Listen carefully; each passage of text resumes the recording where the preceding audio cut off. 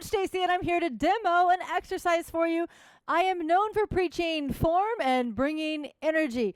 Always wanting to keep exercise fun and doable, but ultimately, if you notice our tagline, it is get your power back. So we don't want setbacks, we only want progress, and I find that you execute super strong with good form when you kind of know how your body feels in range of motion, but furthermore, this is a power we want to give to you each day so that the exercise itself doesn't intimidate you and you feel like it's doable no matter what your fitness level is. Number one, you can modify anything. So if you do come to work out with me or you require more one-on-one coaching, just ask. But for right now, I'm just going to demo the exercise Sumo dumbbell, Sumo Squat Swing.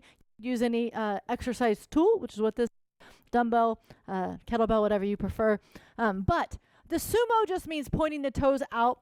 Some of you are going to find that this actually is a more comfortable stance for you and that you can go down in deeper range of motion on your squat when your legs are pointed out. We're all built a little bit differently anatomically, and so that is a natural proclivity for some of you. If that feels more comfortable, I'm cool with it. When I do squats, I normally have my toes forward. But you know what? We don't just choose it randomly. When we do training, we do this creatively because I like to eliminate weaknesses in the body. So we always change up exercises, not just to keep it fun and to keep you engaged and getting strong, but for training adaptation. Okay, so point those toes out, and I always want you to keep your core base strong.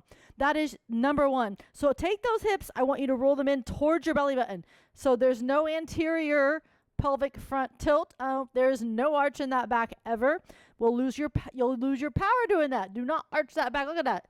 Do not do that. Take those hips, roll them in tight towards that belly button. And then furthermore, ask yourself to do the second thing. Do you feel like you're standing tall, where each core muscle is engaged and you are standing up to your fullest height potential, looking at that bright future ahead, and so you can feel it engaged clear up to the sternum? That's your second. Okay, so you've already got those toes pointed out. You got your core base super strong. Your neck. Anytime we use the upper kinetic chain, I would say that's the third thing to look for. For some reason, there's a really bad habit. I'm going to go ahead and show you what one looks like. So we're going to come down, and we're going to tighten those glutes, and we're going to come up and swing it up. Okay? But the number three thing I see is people, when we work our upper kinetic chain, we like to tuck this neck in. Our head is heavier than we think it is. Regardless, it's a bad idea. You're putting excess pressure right here on the neck because you changed the angle of the head. So the minute you change an angle, you change where the force is applied. It's just physics, okay? And we want physics working on our behalf. We want gravity working against this weight. We want it to make the exercise harder, but we don't need to make it harder in the wrong areas. We're targeting what muscles? So when we're coming down here, where our core is still in, our posture is still there. So that way, if this dumbbell is super heavy, because you should have gone hard and challenged yourself to level up today, you're here, but it doesn't roll you forward because your core is in all the way up with that nice posture. Your shoulders should be back and down in their sockets. It's almost like you could even feel like you've got like this isometric hold right here in the lats. That's not our main primary muscle that we're targeting, but we're talking about form. So when you're here, you've got that dumbbell, you've got your shoulders back and down in their sockets, the safest place in the joint right there. You've got all the weight. Look at that good form. So guess what? Look what happens. I'm going to put the weight down to show you how to do it wrong because I know better than to even injure myself doing it wrong. That doesn't make sense. This is my profession. It's what I do. I respect the body, and so should you. Okay? So if I round out here, it changes where the force is applied. I feel all the pressure in my low back, and so would you. Your low back does not want to bear the brunt of this exercise.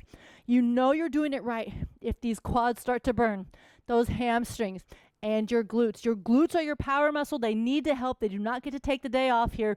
And I'll show you. Let me give you that coach tip so you get your power through this range of motion. So when you're here, you're going to have the momentum of this dumbbell swinging right back up. You've got that core base, shoulders back and down. That core is in. You're pushing and finding momentum and power in your power muscles. These are some of the biggest muscles in the body. This exercise is going to get your heart rate up, and it's not because you're out of shape. It's because they're big muscles. They're going to ask your body to work together for that blood flow. It's going to increase that breathing to get that oxygen down to those muscles, okay? So you're here.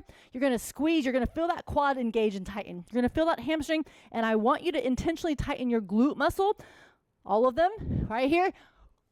to find that power up, which will help bring those hips to the top and push them forward. So you're here, here. I prefer to keep the dumbbell where I can see it. Don't ever let it go behind your head. I don't like that position for the shoulder. I want it right here where you can see it, right over the head. Do not drop it. Have a strong grip.